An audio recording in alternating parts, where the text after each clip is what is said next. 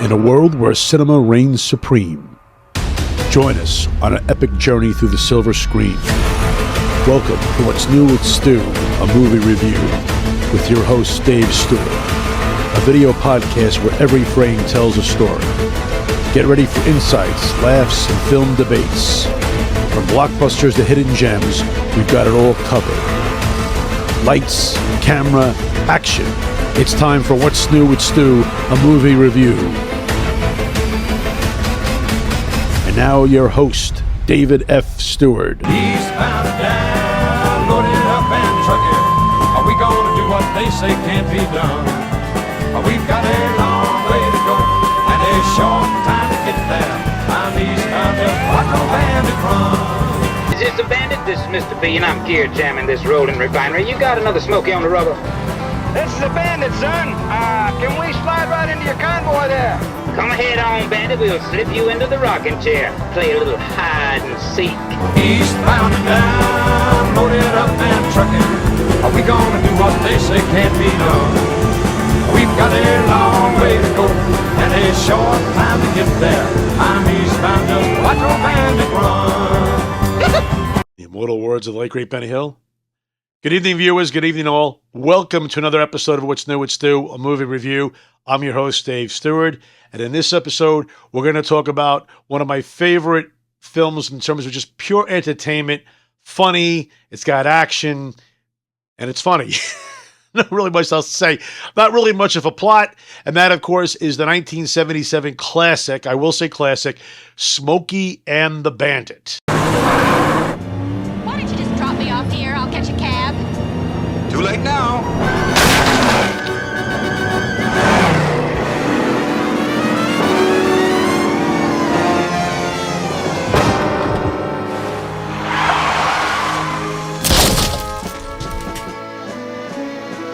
See? I didn't wreck it, Sheriff. We jumped over that bridge! We did that! Did you see what we did? Yes, I did. I want to jump something else! I want to jump a house! I want to jump something! Well, jump me. Smokey and the Bandit is a 1977 American action comedy road film starring Burt Reynolds, Sally Field, Jackie Gleason, Jerry Reed, Paul Williams, and Mike Henry. The film marks the directorial debut of stuntman Hal Needham. Smokey and the Bandit was a box office success following initial screenings at drive-in theaters across the southern United States. It became the second highest grossing domestic film of 1977 in the United States, behind only Star Wars. Let me just say off the bat that Burt Reynolds was a god in my household, mainly because of my mother. My father liked him, who didn't, but my mother idolized him. That my father would have to worry about, my mother would leave him for Elvis Presley and Burt Reynolds. He must be a bitch getting a size 68 extra fat and a 12 dwarf. Of course, Burt Reynolds had been a TV star in the late 60s, and then, of course, on Johnny Carson a lot. Sometimes he'd be the guest host when Carson was off for a night. He just had that natural ability to be funny, to make fun of himself. And what made it so appealing was that he was such an attractive man. And I mean, let's be honest. Women wanted him, and men wanted to be him, and some men wanted him and wanted to be him. He was a huge star in the 70s, which started with the movie Deliverance, which I did a review on if you want to go check that out. He would make the good old boy Southern movies like White Lightning, which, was about the Gator McCluskey character, WW and the Dixie Dance Kings. And then Hal Needham was a stuntman. It was actually Burt Reynolds' own stuntman, and they were best friends. And Needham needed a place to stay. He was actually living with Reynolds. And Needham approached the production studio that he worked for and said, listen, I have an idea for a film. They said, listen, we'll let you make it if you can get a big star. Well, at the time, who was one of the biggest stars in the world? Burt Reynolds, who he's living with, who was best friends with him. So Reynolds agreed to make the movie, and that's all the studio needed to know. The film really didn't have a script. It really didn't have any kind of plot. The whole story was about two bootlegger guys. One was in a Trans Am, Burt Reynolds. He played the Bandit. The other was a snowman who had a huge 18-wheel truck. And they were going to transport 400 cases of Coors Beers from Texarkana to Arkansas, which is considered bootleg. And they all do it on a bet with Little and Big Enos, which is a very funny scene earlier in the film with Reynolds. Well, I see there's 400 cases of beer. I'll need the cash for that. No problem. Go ahead, boy. New car. I gotta have a new car to block for the truck, you know? Okay, go ahead, boy.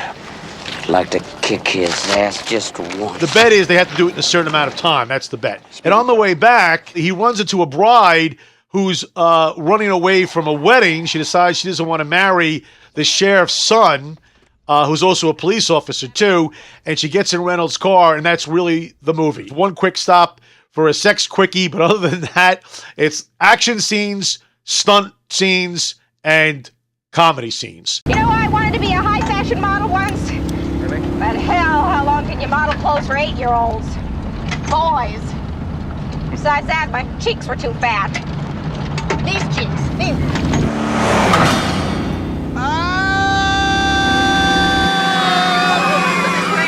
Jesus!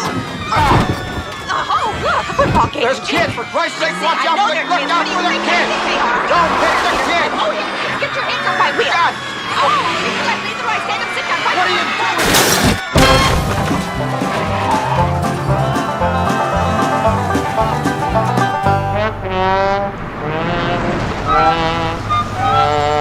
Stand up there and see where the hell they went. Can you see anything? Yeah, it's a football game. Can we watch, Daddy?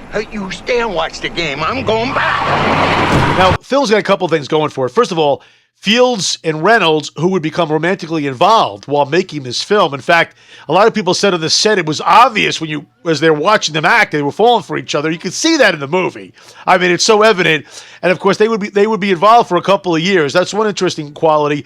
The other quality, of course, is Burt Reynolds. Can I ask you a question? Sure, ask me. What the hell do we want to go to Texas for and haul beer back here? What is that? For the good old American life. For the money, for the glory, and for the fun. Mostly for the money. Now, you know what we're going to do when we get the money? What? We're going to buy a new rig. You're crazy, you know that. Yeah. You know that. Yeah. From 77, I think, to 81, for 5 years in a row, he was the biggest box office star in the world. Nobody had ever done that for 5 years in a row, not before, and it hasn't happened since, just to share that with you. At the time when he made this film, Reynolds looked great. He had the cowboy hat, he had the charm, the mustache, the profile, as Sally Field even said in the movie. He just had it all. There's a scene in the film where he, breaks the fourth wall and he winks at the camera, and even then you're thinking, man, I want to be in the car with him. I'd be willing to break the law if I could be with the bandit right now. That's just the way you felt watching the film. It had a joyness to it. We change places, don't you? Yeah, You kind of be a passenger for a while now. yeah. Up. I just kind of slide right. Oh, you got my hair. It's all right. Just slide right under. Ooh, I don't know. Wait. I got it. Wait. I got it. Wait. No. Wait a minute. Wait a minute. All right, hold it. Okay. Stuck here. Wait. This is not working. I got my phone. No, come on, it's not. God damn it. I saw him do it in movies. Now, of course, the other big part of the film is Jackie Gleason's portrayal of Sheriff Buford T. Justice of Texas.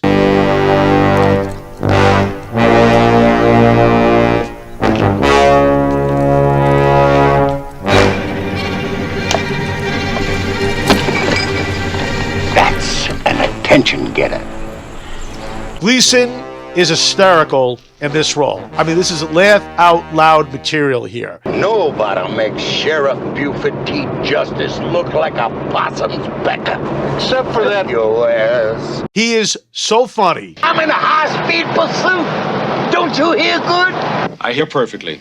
The fact that you are a sheriff is not germane to the situation. The goddamn Germans got nothing to do with it. What do you say? Shut up one shit at a time. I can't think of one scene in the film where you're not laughing out loud at anything he says. Who are you chasing? Somebody chasing you? Nobody's chasing me, boy. I've been chasing a goddamn maniac all the way from Texarkana, Texas. Really? Was he a bank robber? Look, brother.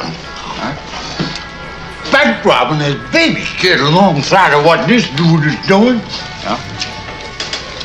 Almost killed 20 law officers, driving through people's backyard, knocking down mailboxes. Gleason should have been nominated for Best Supporting Actor. We know he could act. We saw him in, The Hustler, and he's been in other films, and he's done all these characters, obviously The Honeymooners, and when he had his own variety show in the 50s. But this is a performance I've never seen him do before at the time, playing a country lawman. When I watch this movie, I'm just waiting for his lines because you're just going to laugh. Doctor, you're gonna be talking out of your ass.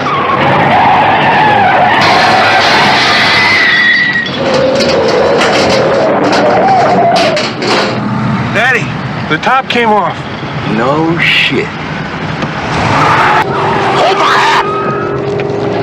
My hat blew off, Daddy. I hope your goddamn head was in it. Don't forget, before cable, a lot of movies like this that were theatrical films that had bad language or, a lot of sexual scenes, you couldn't show that on regular TV. And they would edit it to shorten it, to make room for commercials and edit out the bad language and the bad scenes. For a while, they would play movies like this or Animal House. It was excruciatingly bad to watch. They would take Gleason's, what he says in the movie, and completely mangle it. Where are you, you some bitch? You weren't allowed to say bitch, or the way he said it, at the time on regular TV, and they would say scum bum. And oh my God, it would make it torturous. I used to tell people, if you've never seen Smokey and the Bandit, do not make your first time watching it with him going, you scum bum. I mean, it's just terrible. Thank God now you can watch this film even on YouTube or whatever. I think it's actually free on YouTube. You don't have to worry about them editing it. But Gleason, again, is simply a riot in this film. And he's just funny as hell. There's nothing else to say. There's no way that you could come from my loins. Soon as I get home, the first thing I'm gonna do is punch your mama in the mouth. If you like what you see, don't forget to hit that like and subscribe button. And don't forget to hit that bell icon so you're guaranteed not to miss any future updates of any podcast I have coming out. Now, Smokey and the Bandit would lead to a sequel, by the way, in 1980 called Smokey and the Bandit 2. Dom DeLuise would make an appearance. And then I remember seeing this film, I think in 82. I didn't see it in the theater, the second one. It was bad. It was just bad. Even Gleason as Justice was not funny. I mean, there's a couple of moments. There's an elephant in it. And I don't mean Dom DeLuise. No, sorry, Dom, I was kidding. There's an elephant in the movie. There's Dom DeLuise. It's just a bad sequel. And the thing about Reynolds was he made some good films in that 5-year run when he was the box office champ of the world. But he made a lot of bad movies too. But Smokey and the Bandit was the film. It made a star into a megastar. I mean, he was famous, he was beloved, but this film, especially, the popularity, made more money than any movie but Star Wars. I mean, that's an amazing stat. One of the things, too, I want to mention about this film was the era which was made. This was a big time for CB radios and having handles. When you watch this film, they make it look so easy. I remember my dad had a CB radio. We never used it. Let's just be honest. This film at the time was made during a time where CB radio was huge in the country, and you using a handle, whether it was the Bandit or Snowman or Frog like in the movie, was very, very popular. So I just wanted to mention that. So it's a little dated with the CB radio, which is as dead as disco, but go watch Smokey and the Bandit anyway. It's funny, I really should have done this review next year because it would have been the 50th anniversary of Smokey and the Bandit. So I'm a little ahead of myself, but I didn't want to wait the year. Go watch it now on the 49th anniversary. Now, by the way, when Burt Reynolds died a few years back, let me tell you something that really hit me hard. It's just so sad when Reynolds died. I really reflected on my time thinking about all those great memories he gave us in the house. And again, he was a god. And Dad, you're lucky Mom never had the chance to leave you for Burt Reynolds. I can't lie to you, Sheriff. You're too good a man. Look over your left shoulder. Oof. We're on our way to Boston to get some clam chowder. Bye-bye. No hard feelings, Junior! I'm not giving up! I'm not giving up! I'm begging you! Daddy, wait for me! Don't leave me! Who's gonna hold your hand? More words of late great Benny Hill. Good night, viewers. Good night, all. We'll see you next time, and we'll see you at the movies.